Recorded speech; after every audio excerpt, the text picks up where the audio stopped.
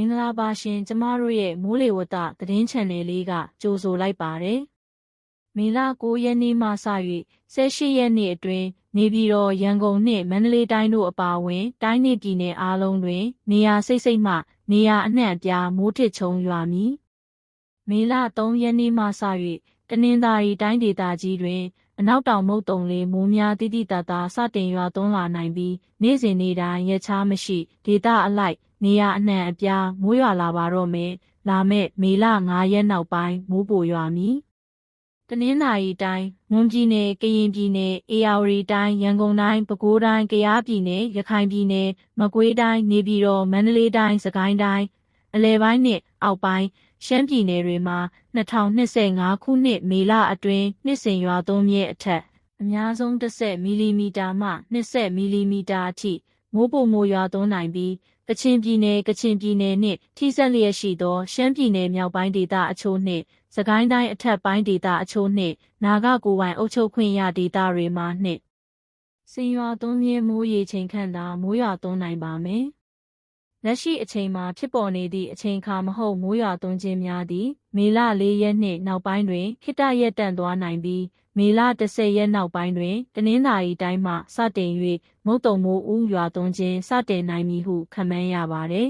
။တနင်္သာရီတိုင်းနှင့်ထိစပ်လျက်ရှိသောမွန်ပြည်နယ်နှင့်ကရင်ပြည်နယ်တို့တွင်တရက်ခန့်နောက်ကျပြီးမေလ17ရက်နောက်ပိုင်းတွင်မုတ်တုံမိုးဦးစတင်ရွာသွန်းနိုင်မည်ဟုခန့်မှန်းပါသည်။တနင်္သာရီတိုင်းရဲ့မုတ်တုံမိုးဦးရွာသွန်းနိုင်တဲ့အခြေအနေက24နာရီအတွင်း2လက်မခွဲခန့်အထိမိုးများနိုင်ပါမယ်။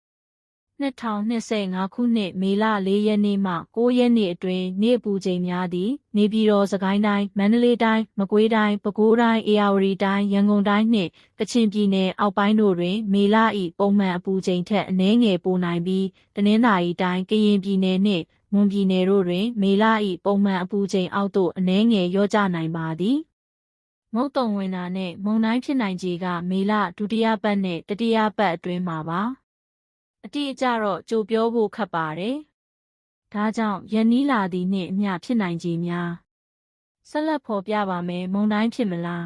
။လေဖိအားနည်းရဝန်းအဆင့်ပဲလားစောင့်ကြည့်ပေးနေပါမယ်။လက်ရှိအခြေအနေအရတောင်ပိုင်းဒေသတွေမိုးဆက်လက်ရွာနိုင်ပါတယ်။အထူးသဖြင့်တနင်္သာရီတိုင်းမိုးရွာရက်တွေစိတ်နေပါမယ်။မေ10ကျော်ရင်ရန်ကုန်ပဲခူးဧရာဝတီတွေမိုးရွာနိုင်ခြေပြန်များလာမယ်။ဆက်လက်ပြီးမေ10မှ20အတွင်းမြန်မာတပြည်လုံးမိုးရွာနိုင်ခြေတွေရှိလာမယ်။မိုးသေးထန်မှုလေပြင်းတိုက်ခတ်မှုတွေဖြစ်လာနိုင်တာမို့ကမ်းရိုးတန်းဒေသတွေမှာသတိထားဖို့လိုပါမယ်။အထူးသဖြင့်ရခိုင်ပြည်နယ်ဧရာဝတီတိုင်းရန်ကုန်တိုင်းပဲခူးတိုင်းတနင်္သာရီတိုင်းကရင်ပြည်နယ်နှင့်မွန်ပြည်နယ်ဒေသတွေပိုသတိထားရပါမယ်။ຫນွေစပါးရိတ်သိမ်းတဲ့တောင်သူတွေအတွက်တပြည်လုံးအတိုင်းအတာနဲ့ဆိုရင်မေလ17ရက်နေ့မတိုင်မီရက်ထိအပီးတိုင်ရိတ်သိမ်းပေးကြပါလို့အကြုံပြုချင်ပါတယ်။ကမ်းရိုးတန်းဒေသမှာနေထိုင်သူတွေအနေနဲ့မိုးလေဝသသတင်းတွေကိုအမြဲစောင့်ကြည့်ပြီးကြိုတင်ပြင်ဆင်ထားဖို့အကြံပြုချင်ပါတယ်။ဒီလိုအချိန်ရောက်တိုင်းမုန်တိုင်းမြန်မာပြည်ကိုဝင်မယ်ဆိုပြီး